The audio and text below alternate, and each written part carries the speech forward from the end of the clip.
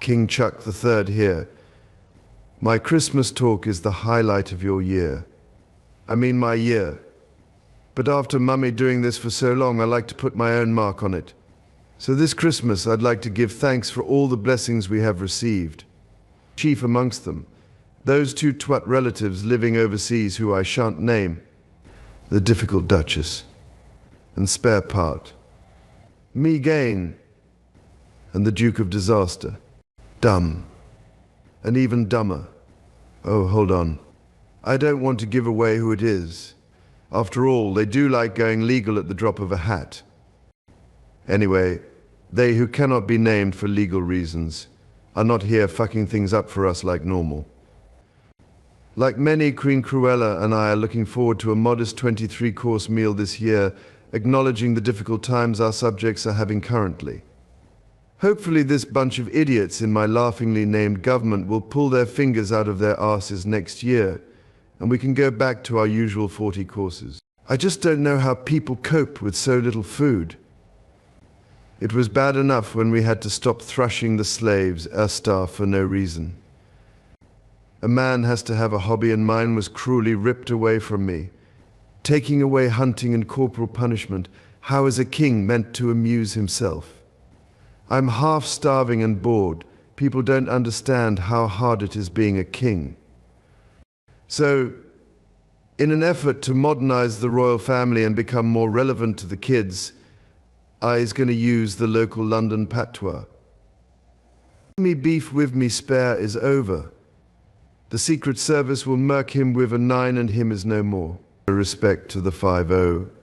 Chucky dear, you sound ridiculous. Like a total bellend, as the proles might say. Perhaps you are right, dear. So, back on message. As you sit there whinging and freezing without your winter fuel allowance, just think how hard it is for us. We have 775 rooms in the palace to try to keep warm. So losing my £300 winter fuel allowance has made fuck all difference, I can tell you. In another little way to show how I understand real-world concerns of my subjects. I've been quite ill recently, as you thicky readers of the red top rags who love us so much are probably aware. So I've experienced the omni-shambles of the NHS the same as many of you. I think Keith and Thieves pulled a masterstroke by giving the doctors a huge pay rise with no structural reform, as my treatment was exemplary, and I'm certain that was the reason why. You were ill before these cretins came in, dear. Anyway, my government's other great successes are apparently really making a huge difference to all of your squalid little lives, such as selling off the remains of my empire. Although Keith can barely even pay people to take them, it seems. Is giving someone both the islands and also money, then renting them back, actually selling them off and securing their future? Or even financially literate?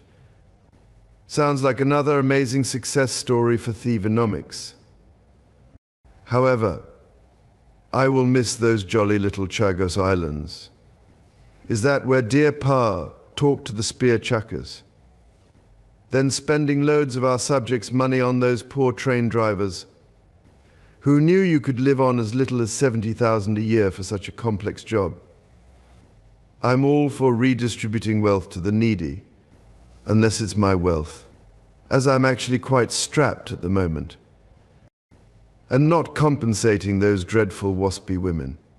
Well, Toole and the gang really pulled one out of the hat there. We were thankful that dear Queen Cruella wasn't affected, though. Although we really should check to see if she is eligible for pension credit, as my government keep banging on about everyone claiming it.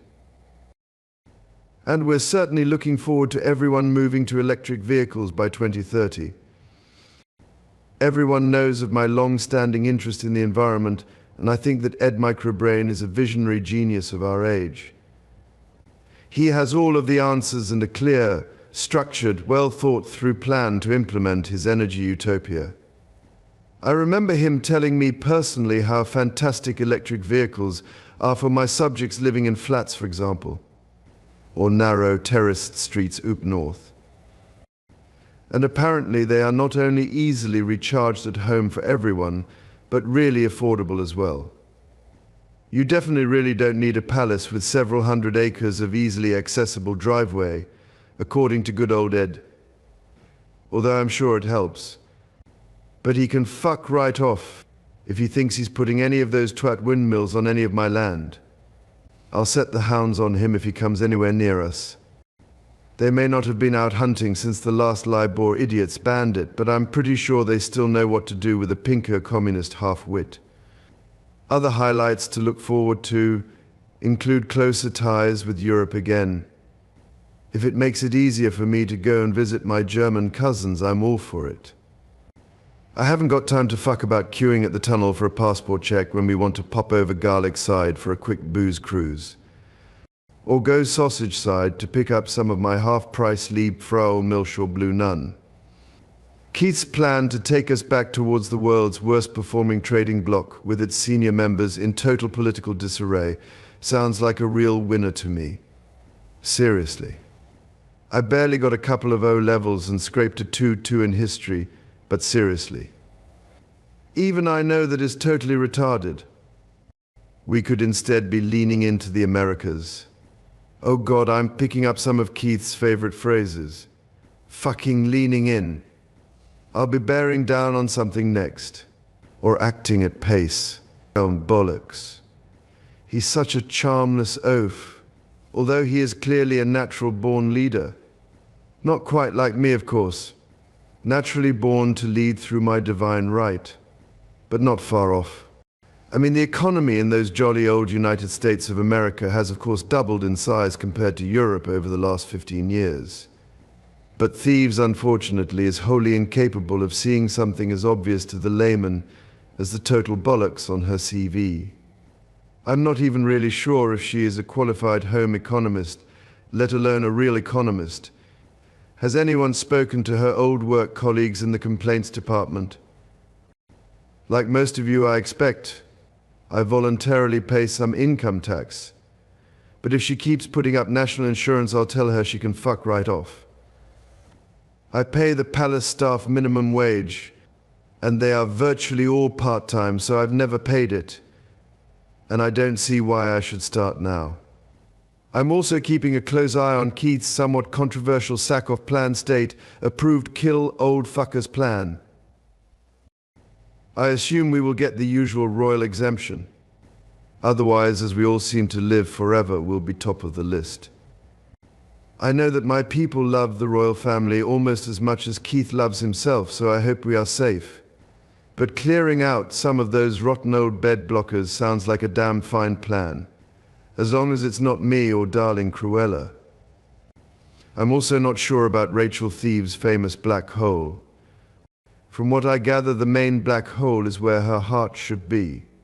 Anyway, I'd like to end this gripping little monologue by passing on my best wishes for 2025 to Tool and the gang and all my peasants both here in the United Kingdom and all around the world, as there will be fuck all empire left next Christmas once Keith has paid to have it all given away.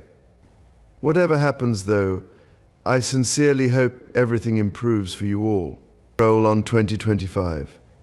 I'm sure they can't make such a colossal balls up of it as they have made this year. Can they? If not, I'll end up having to invite that half-wit Nigel below average to the palace to form a government. It's Nigel above average, actually, my lord. And by the way, where the fuck is my knighthood? I'm clearly the most significant politician of my era. What with being the MP for that high-profile constituency of Clacton? And everything. And stuff. And things. Oh crap, I thought I was just musing away to myself. Who turned the fucking microphone on? And if any of you fuckers call me Chuck the Turd again, it will be off to the tower with you.